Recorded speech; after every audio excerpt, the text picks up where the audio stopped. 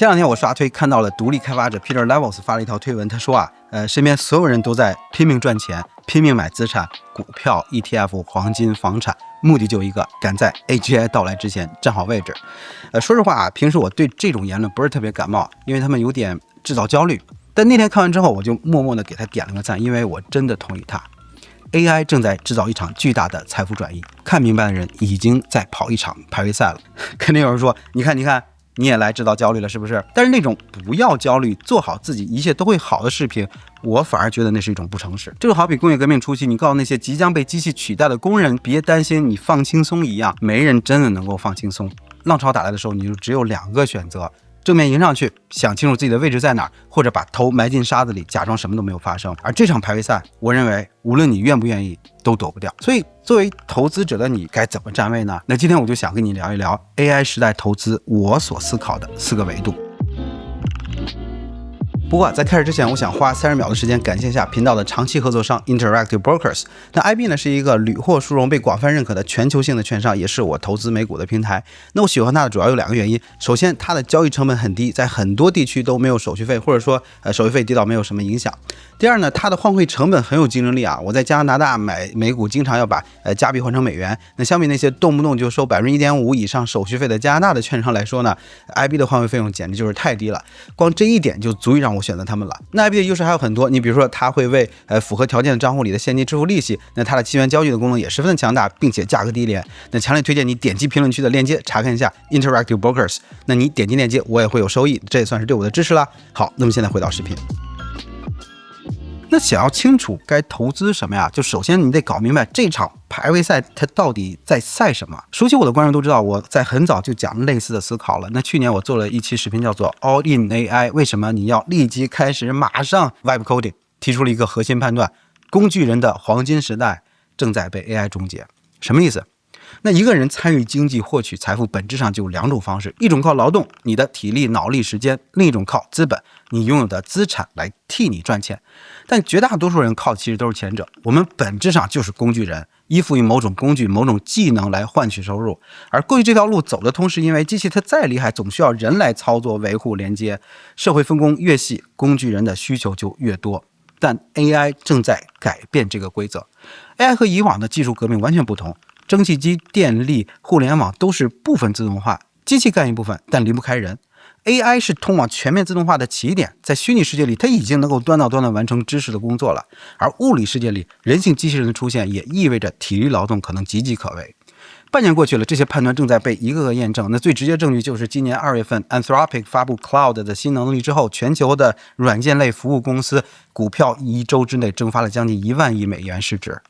那这意味着什么呢？市场它终于看明白了，那就是模型本身它就是应用，每一次模型的升级都在直接吞噬应用层的功能。那些看似有护城河的 SaaS 公司其实就只是工具层，而工具层正在坍塌。而依附于那些工具层的工具人呢，处境只能会更加艰难。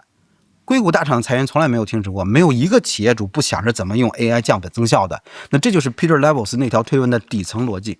AGI 一旦到来，资本就不再需要劳动，你的体力、脑力都不再是参与财富分配的入场券。到那个时候，唯一能够让你留在牌桌上的就是你手上的资产。你现在的位置就是你进入到那个新世界的起点。这就是为什么所有人都在跑这场排位赛。但是等一等，伊朗马斯不是说了吗？ AGI 来了之后，万物丰裕，就不需要再工作了，每个人都可以有全民基本收入，去做自己热爱的事情就好了。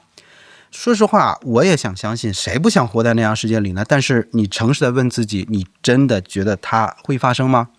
那关于 AGI 的未来，我觉得唯一确定的，那就是谁都不确定。这正是很多人焦虑的底层原因。所以到底怎么办？那这里我就想引入一个300多年前就已经有人想明白了的东西，那叫做帕斯卡赌注。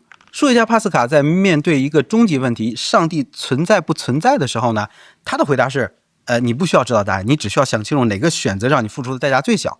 信上帝，万一存在你就进入天堂，万一不存在你也没损失，不信万一存在你就有大麻烦了。所以无论真相如何，选择信都是更优策略。那套到 AI 上来，你也有2个选择，现在站好位置，或者什么都不做，等着看。如果未来是排位锁定，你提前积累了资产，那你就所谓的赢了。那如果未来是万物丰裕，你之前积累其实也没有怎么伤害到你，没啥损失。但如果你什么都不做，万一理想国只是一个过于乐观的想象呢？那你就被锁在了一个你不想待的位置上，再也出不来。所以无论你是乐观派还是悲观派，理性的选择其实都一样，先站好位置。但问题来了，具体要怎么做，怎么去站这个位置呢？那既然要参与排位赛，那最直接的想法就是去买 AI 公司的股票呗。但这里有一个很多人其实没有想清楚的问题，就是你买的到底是哪一层？很多你以为跟 AI 相关的公司，其实恰恰是正在被 AI 颠覆的公司。那这里有一个很重要的一个概念，就是 AI native， AI 原生。现在市面上有2类公司在做 AI， 第一类就是在旧的架构上去贴 AI 的，什么 Salesforce、Notion、QuickBooks、Adobe， 他们有巨大的用户基础和多年积累的产品架构，那这些是过去的核心资产。但是在 AI 时代，这反而成了包袱，因为这些结构代表的是已有的生产方式和资源组织形式，但是他们已经过时了。可是这些公司不想丢也丢不掉，所以就修修补补，硬往这个上面去加一个 AI， 那这不叫做 AI 原生，这叫做给马车装个发动机。那第二类呢，就是从第一天开始就为 AI 而生的，那整个系统的架构流程都是围绕 AI 来设计的。AI 是发动机，其他的一切都是传动系统。出发点不是怎么给产品加点 AI， 而是 AI 就是产品，那其他的一切都围着它转。那这两者的区别是根本性的。举个例子，你想控制家里的音箱，为什么一定要打开那个界面很糟糕的 App？AI 助手就能够直接帮你完成啊，你根本不需要那个 App 呀。再比如说报税，很快又要报税了啊，你要做的就是一份准确的报税单，那你为什么要在乎软件界面长什么样子呢？ AI 帮你算完填好提交完事儿，那这就是 AI 原生的思维方式。结果导向，你要的是结果，不是操作过程。而那些菜单、按钮、表单、工作流界面，它们存在意义就是帮人去操作一个系统。但当 AI 取代了操作者，那这些东西就失去了存在理由。那我这里并不是说软件或者说界面以后就不存在了，我认为面向消费者的软件和界面不会消失，人依然需要好的视觉体验。但是那些为人类操作者、生产者设计的界面和软件，它正在消失，这背后映射的正是生产关系的根本改变。那你用这个视角去审视市场，你会发现大量所谓的 AI 概念股根本就不是 AI 原生的公司，只是在旧产品上包了一层 AI 的皮儿，而真正的 AI 原生公司刚刚才开始出现，数量其实没有你想的那么多。那这不是说传统应用层公司就一定会死，那有些会活下来，但要经历极其痛苦的变革期。那即使活下来，规模可能也没有你想的那么大，因为 AI 把他们打回到了起跑线，和 AI 原生的新公司站到了同一个起点。所以当你说我要投资 AI 的时候，第一件事情就要想清楚，你投的到底是 AI 本身，还是正在被 AI 颠覆的旧世界。但这还只是故事的一半。那刚才聊的更多是软件层面的变革，还有一个你现在还没有看到，但未来影响更大的东西，那就是物理世界的 AI。那有一个问题，很多人心里都有，但一直没有被说清楚，那就是 AI 现在这么厉害，生产率有没有真的提高？ GDP 里反映了吗？Andrej Karpathy 在一期 podcast 里面采访也问了同样的问题。I was trying to find AI in the GDP for a while. I thought that GDP should go up. You can't find them in GDP. GDP is the same exponential. And I've kind of convinced myself that this is false. 他自己做 AI， 连他都在质疑 GDP 的增长能因为 AI 到 10% 吗？那我的看法是，真正释放生产力的不是虚拟世界的 AI， 而是物理世界的 AI。那现在所有的软件本质上其实都是虚拟的，它们有价值，但是最终你还是需要传递到物理世界当中去。软件提高了决策效率，优化了流程，但 GDP 最终需要靠物理世界的生产活动来体现。你比如说盖房子、修路、制造产品、运输物资。当 AI 真正能够去移动原子的时候，也就是它真正解锁生产力的时候。那什么是物理世界 AI 呢？那就是嵌入了 AI 大脑，能够在物理世界执行任务的实体。自动驾驶汽车7乘24小时的创造价值，人形机器人能使用所有为人类设计的工具和机器，还有制造它们的工厂以及支撑这一切的算力、能源和基础设施。当大量的 AI 机器人在工厂工地里干活，在物理世界提供服务，甚至还能操作电脑来运行虚拟世界的 AI，GDP 的增长曲线才会跳到另外一个维度。所以作为投资者，你应该紧紧地盯住具身化 AI 的发展。AI 从移动比特走向移动原子。那你还记得我们开头说的吗？这场排位赛的终局是资产自己就能增长，不再需要人的劳动。而具身化 AI 普及的那一天，这个终局就到了。工厂自己跑，车队自己跑，机器人自己干活。谁拥有了这些资产，谁就站好了位置。而物理 AI 还有一个特征，那就是你没有办法轻易复制它们。复制一段代码零成本，但复制一个工厂、一辆车、一个机器人在物理世界里没那么容易。那这就引出了第3个维度，做难以规模化的事情。那这个维度与其说是投资上的思考，不如说是关于人在 AI 时代的意义的思考。AI 取代了工具层，取代了工具人，那人的价值在哪儿呢？那 AI 推出一个功能，一批专业的人士可能就失去了工作。你过去积累多少年的经验，以结果导向来看啊，突然可能就没有太大的意义了。说个我自己的例子吧，过去经常有人管我叫做知识博主，但是从去年开始我就觉得单纯做知识传播其实没有太多继续做下的意义了，因为 AI 已经做得比我好了。最近我一直在用 Notebook LM， 它可以根据几百个材料生成教程、播客甚至是视频。那知识已经到了定制化的时代。那字节跳动最近发布了 Seedance 2.0， 我原以为傲的剪辑能力，对画面叙事的理解，我一直以为就没那么容易被替代。但 AI 如果专门去训练这些的话，你会发现它做出来比我好太多了。我也一直在 Web Coding 做自己的软件，那现在 AI 做软件已经到了言出法随的地步。那前两天有人用 AI 复刻了一个特别有名的软件，加上了新功能，都开源了，免费，所有人都能用。那这就让我有一个判断，以后可能大多数的软件都会变得像写文章、做视频一样，是免费的，它不是产品，是流量入口。用《三体》里的那个台词来说，那就是摄影不存在了，剪辑不存在了，编程不存在了，你擅长的那个东西就不存在了。当你最主要的价值就是提供工具、操作工具或者作为工具本身的时候，一旦这些不再被需要，那你的价值点在哪儿呢？我认为你真正的护城河就是那些你拥有的不容易被规模化的东西。那这里有一个非常重要的概念，套利。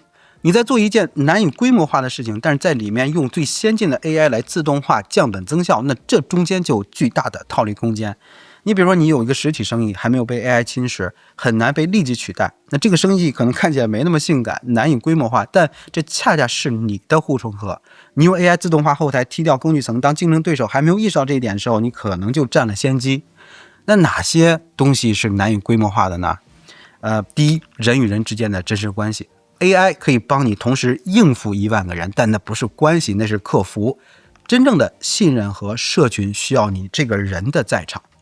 第二，与物理世界打交道的生意。那经营一个硬件公司、一个实体公司、一个线下空间，天然受物理约束，但是你可以在里面用 AI 来自动化运营，那降本增效，那这就是套利。第三，你的精力、判断和品牌。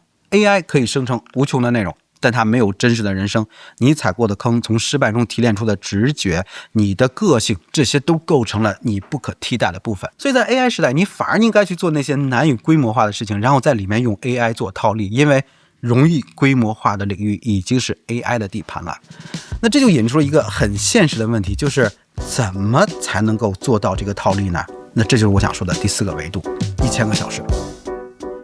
那熟悉我的观众都知道，我之前聊过 Malcolm Gladwell 的异类里的10000小时定律，那个数字是肯定是被夸大了的啊，但是核心道理没错，就是你想真正掌握一项东西，你得在上面花足够多的时间。在 AI 时代，你不需要10000个小时，但是你至少需要1000个小时，认认真真的使用和研究 AI。你要有能力做到刚才那个套利，就得真的懂 AI。这不是只是看过几篇文章、刷过几条推的那种懂，而是真的花上上千个小时和他一起工作，知道他能做什么，不能做什么，边界在哪儿。而这1000个小时还能同时回答很多人心里的2个问题，那就是我不知道该投什么，以及我没有本金，我怎么投呢？那先说没有本金的事儿啊。那排位赛的终极就是资产说话，但终局还不是今天。今天我们还在一个窗口期，你的智慧、劳动、创造力依然能够帮你积累资本，但关键是你得用 AI 来放大你的产出。这个窗口之所以短，是因为纯粹靠劳动获取收入的空间在不断的收窄，但是在窗口关闭之前， AI 恰恰是你手上最强的杠杆。所以第一步不是去想我应该去买哪只股票，而是先用 AI 在场外创造你的第一桶资本。再说不知道投什么，那传奇投资人 Peter Lynch 写的一本书叫做 One Up Wall Street， 它里面说啊，你最好的投资灵感来自于你作为用户的亲身体验。当你真正在使用一个产品的时候，你能够感受到别人感受不到的东西，而 AI 恰是一个你必须泡在里面才能理解的东西。我们这些天天折腾 AI 的人，每天刷推特，总有一种 AI 一天人间1年的感慨，会觉得全世界都已经意识到 AI 有多么厉害了。但当你回到现实生活当中，你会发现周围大多数人其实几乎无动于衷。我们其实活在一个非常小的泡泡里。那这就是为什么有人会说 AGI 已经来了，只不过分配的不均匀。但是这种不均匀，这个信息差其实就是你的机会啊！而这个机会它不只是体现在套利和投资上，这1000个小时给你带来的还有另外一项更重要的东西，那就是信念。信念在投资中非常的重要，它决定了你能不能在别人恐慌的时候拿得住，能不能在错误的诱惑面前不动摇。就像我投资特斯拉，我很早就买了 FSE， 每天都在用，我是看着这辆车一天一天变化的人。那这种信念不是别人能给你的，它来自于你的亲身体验。那这半年全身心投入 AI 下来，我的最大的感触就是你得真的用，你的思维方式才会改变，你会从一个被推着往前走的人变成一个 AI 的原住民。但很多人过了30岁就不太愿意学习新东西了，不想从零开始，但是在 AI 面前不愿意重新出发，那才是真正的风险。所以在 AI 上花上1000个小时是每个人都可以做到的事情，它的操作门槛极低，但收益极高。唯一的门槛在于你的思想上，抗拒、懒惰和不屑一顾。那最后呢，关于在 AI 实践上的投资，我还想补充2点。第一呢，就是不要吝惜在 AI 上花钱。很多人觉得我用免费的 ChatGPT 就算在用 AI 了，不是的，你要订阅最先进的模型，要用最前沿的生产力工具，每个月多花几十美元，但是你因此知道了 AI 的真正的能力和边界在哪儿，这不是消费，这是对你自己最直接的投资。第二，要认真的把 AI 融入到你的生产实践当中，不要只是把它当成搜索引擎来用，也不要就是疯狂的追新，天天去玩那些炫酷的东西。你真正应该做的，去认真尝试，让它怎么去真正的代替你的工作，帮你降本增效，这才是1000个小时的真正含义。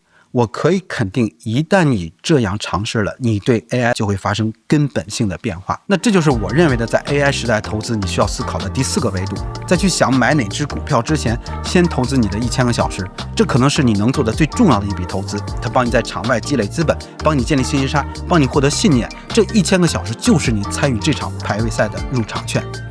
好，那以上就是本期视频的全部内容了，希望对你有所启发。那感谢你的收看，我们下次再见，拜拜。我这个视频做完了，然后我要发布到 YouTube。在视频最后呢，我希望告诉观众，我所有的 B-roll 画面那个 typewriter 的效果全都是由 AI 全部根据我的脚本来自动生成的。那我想让你做一个视频来向大家来介绍一下你自己，展示你能做什么。